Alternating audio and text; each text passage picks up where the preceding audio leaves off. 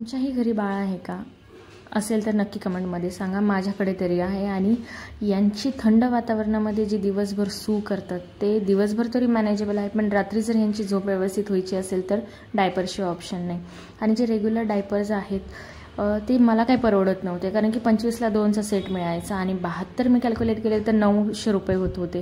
तर तिथेच मला हा बमटमचा मिशोवरती मिळाला आहे फक्त 436 रुपयाला, म्हणजे माझा 454 रुपयांचा फायदा.